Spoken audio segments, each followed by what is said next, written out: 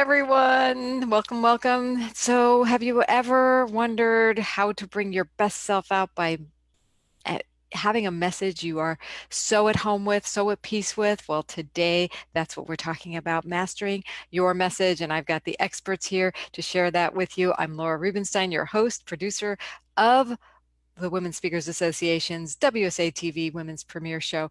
And by the way, our experts today, as you see, Kylie and Deb and myself are all authors in the book, Voices of the 21st Century. So let's go meet them. Hi, Deb. Hi, Laura. How are you? It's so good to be here. I'm Deb Coman. I'm a content conversion strategist, a copywriter, and a speaker. I'm coming to you today from Syracuse, New York. And you can learn more about me and connect with me at my website, debcoman.com. Welcome, Deb. Thanks for being here. And hi, Kylie. Hi, I am being broadcasted from the very cold area of Culpeper, which is just outside of the DC area. Kiley Dahl, and I am a mentor, speaker, and leader. And you can learn more about me at kileyco.biz. Great. Thank you both for being here. Both of you have a specialty in the world of leadership and writing and mastering your message and speaking. And you come from it at different angles, but we kind of intersect in the messaging. So I was wondering if you could share some advice about how can women master their message, speakers, and become more of their best self. And Deb, I thought you could address that first from your point of view. Sure, I'd love to. Thanks, Laura. As you said, one of the ways to get really clear on our message and be at peace with it, I think was the words that you used, is to get clarity around what is really core and central to what you do, who you are, who you work with, the way that you serve, and really drill down into that so that becomes a part of all of the content that you create, whether you're speaking from the stage, you're writing, you're on video, it all should be consistent and aligned. And it makes it super easy for you to kind of go between platforms and still show up the same online, which is really important for people in terms of establishing our credibility and allowing everyone to see what it is we're all about wherever they happen to intersect with us online. So my Love that. advice, go ahead. I love the Oh, consistency thing. So go ahead.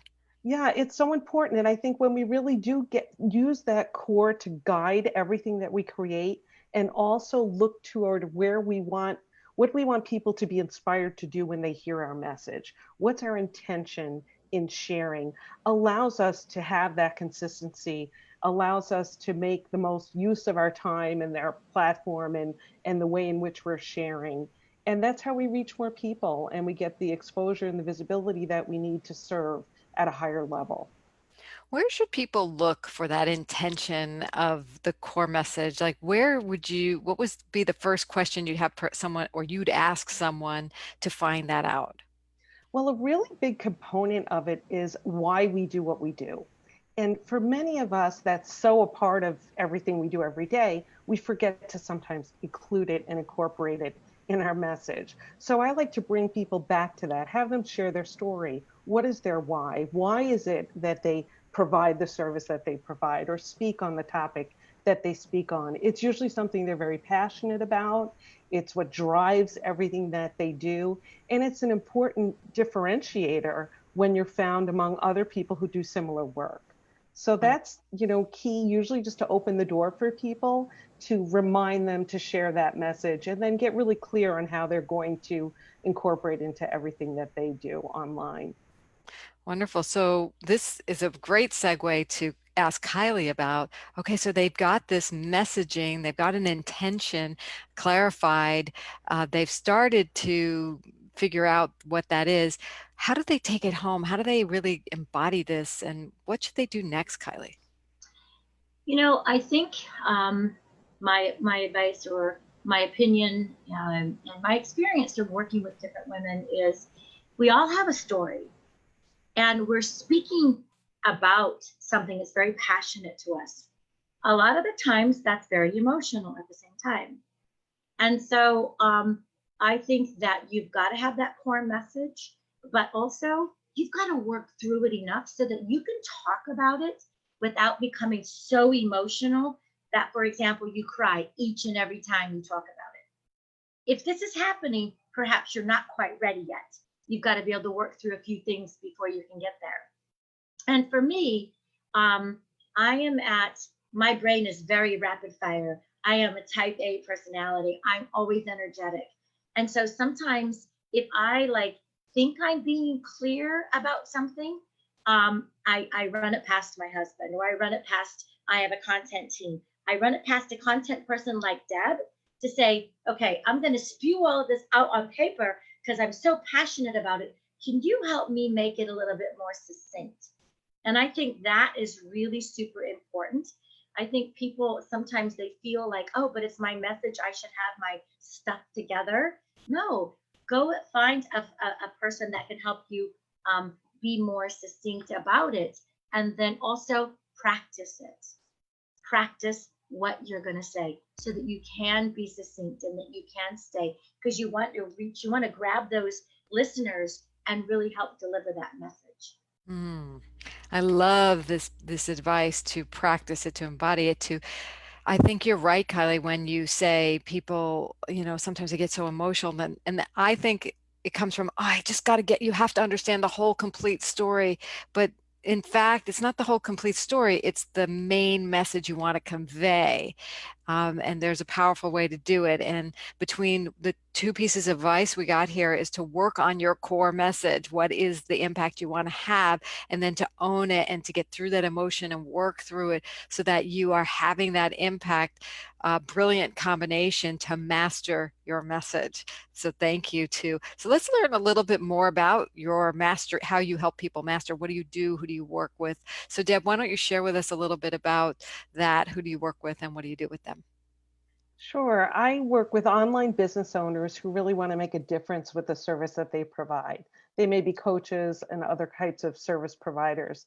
And they often, well, it's usually one of two things. Either they struggle with their content and getting very clear on their messaging and knowing how to put it out there online, or they just have so much that they need a way to kind of streamline and examine what's working, what's not working, and make the most of their time and their effort. So my role is to see the big picture in all that they put out there, to examine where the holes may be in what they're doing with their content, to help them optimize what is working well so that they can reach more of the people they're most meant to serve, so that they can stand out in what is often a very crowded market, and that they can, as Kylie shared about, really be themselves, keep that emotional connection, keep the storytelling, and do it in a way that feels that they are being real and in integrity, and also in, having the content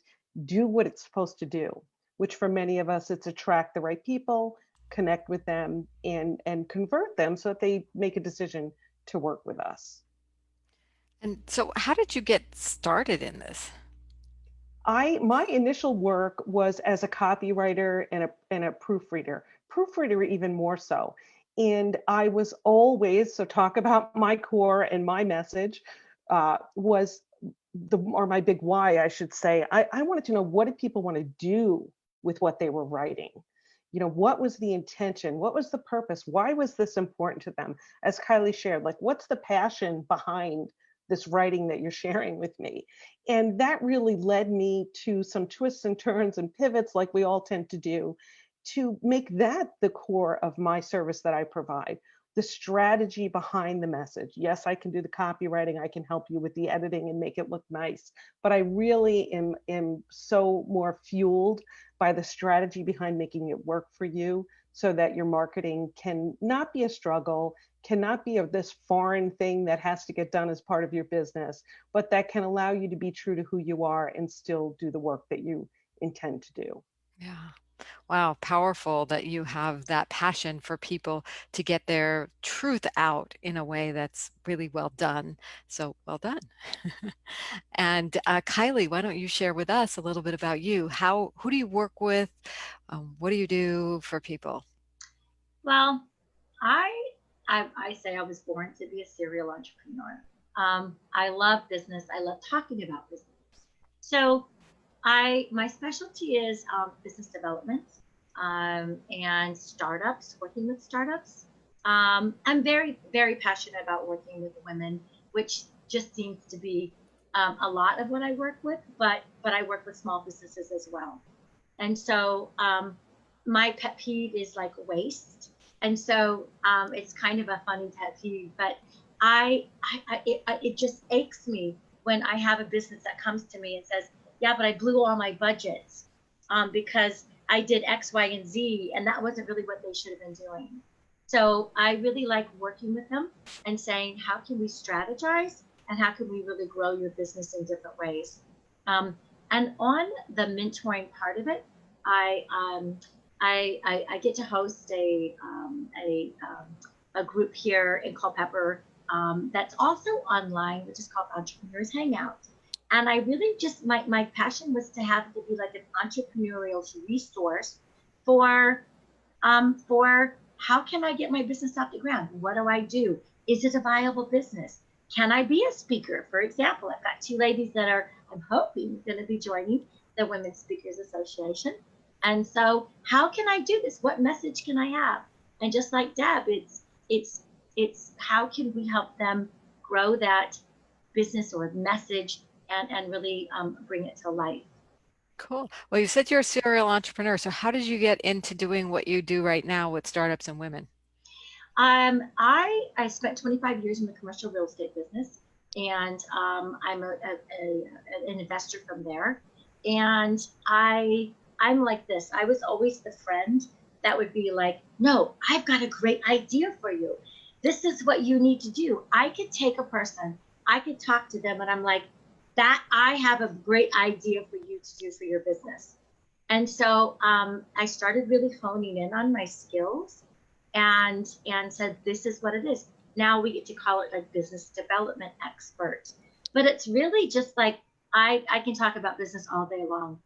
And like I remember when I was 9 years old, true story, my father was a contractor, self-made, and we were doing this rehab on this ugly strip center in Arizona.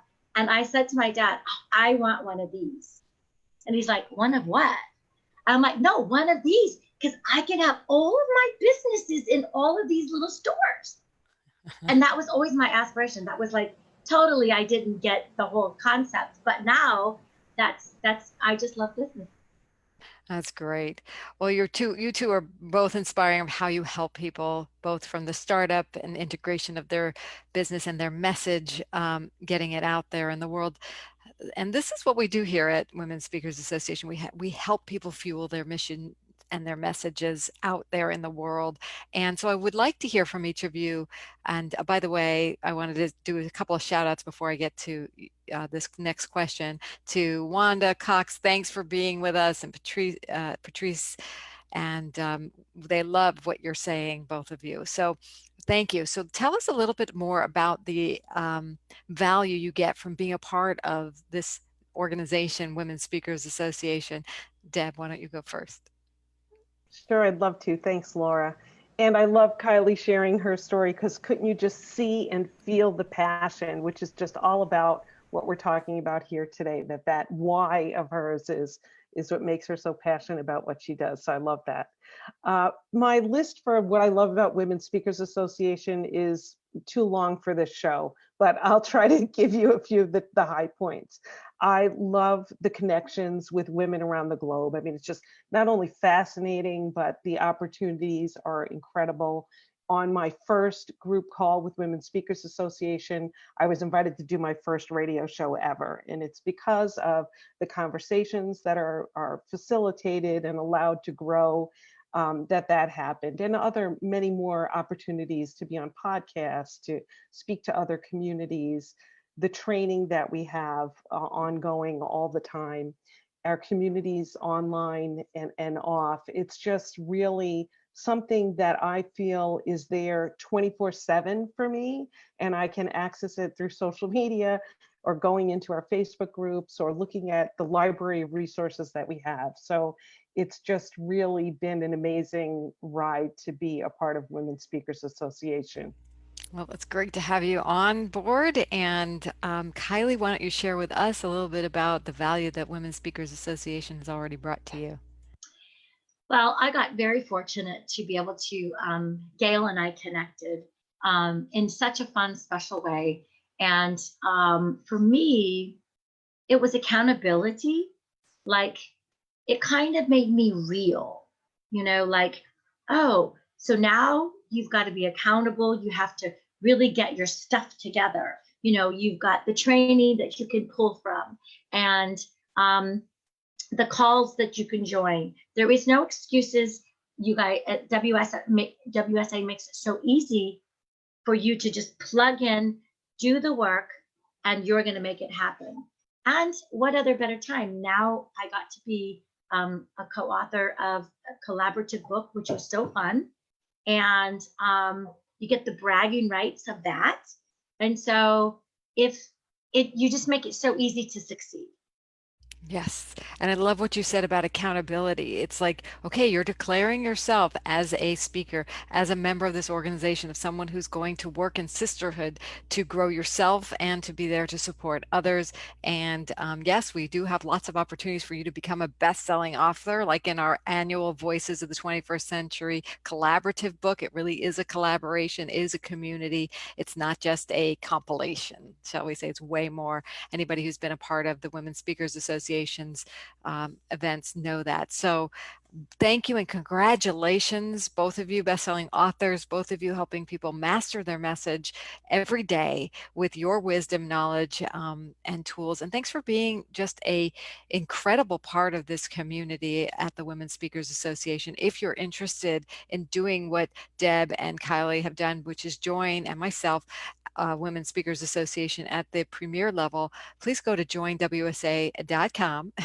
and check us out. We have some incredible people here for you and opportunities for your visibility, for you to get booked, get seen, get paid, and beyond, and make lifelong friendships here. So we'll be back next week with another edition of our Women Speakers Association's WSA TV. Take the advice to heart today. Go back and watch this over and over again. Deb and Kylie, thank you for your wisdom. You really made a huge contribution. We had shout outs from Cheryl Jennings, who are singing your praises, and Wanda Cox and Patrice Dunkley. Thank you so much for being here, and we will see you next week. Bye, everyone. Bye bye. Bye, you guys.